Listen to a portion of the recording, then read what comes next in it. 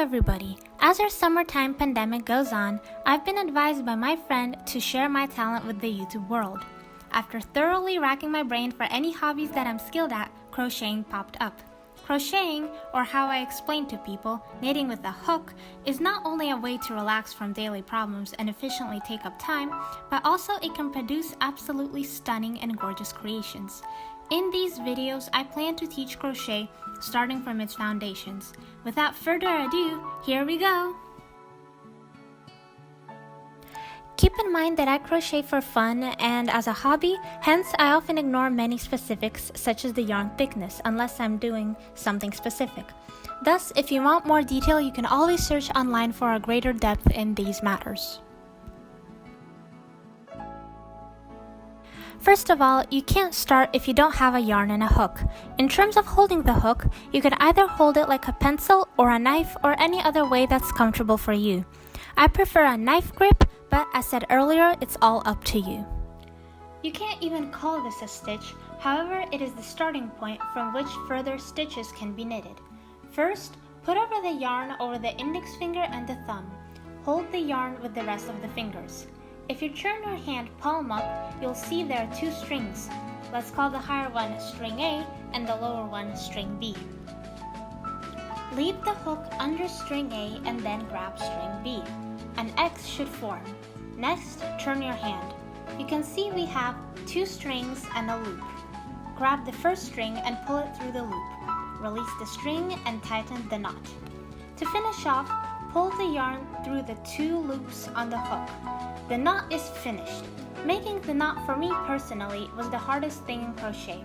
However, it is absolutely crucial to master, as all other loops are created through the knot. Take your time.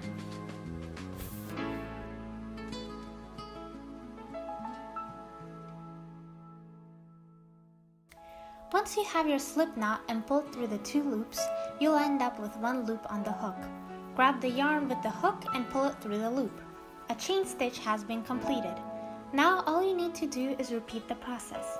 Believe it or not, but this chain of loops, called the foundation chain, is the basis for nearly every crochet project. Feel free to make your foundation chain as long as possible. Keep in mind that pulling the yarn too tight will cause your loops to be small and vice versa. Practice making your loops neat and even. The final stitch for today is single crochet, or how I like to call it, the king of stitches.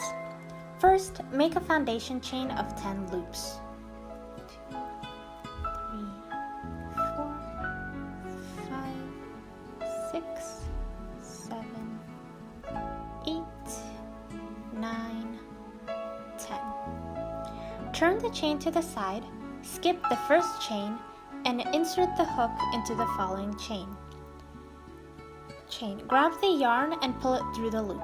You'll now have two loops on the hook. Yarn over once more and pull the string through the two loops.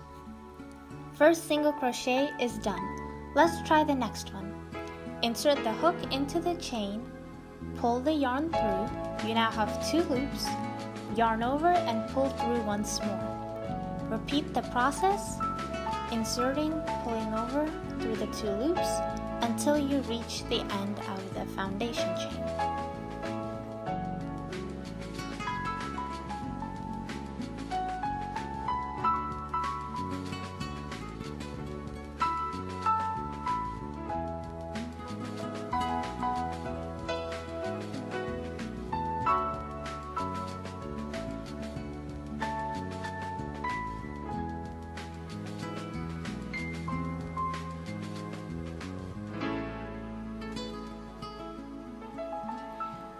To knit the second row, chain 1, turn the entire thing over, skip the first stitch, insert hook into the next stitch, and repeat the entire process.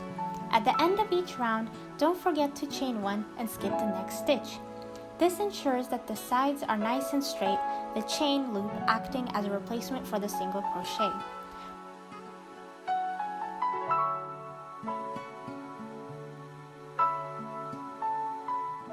Well, that's it for today. In the next video, I'll talk about half double crochet, and slip stitch. Thank you very much and stay safe.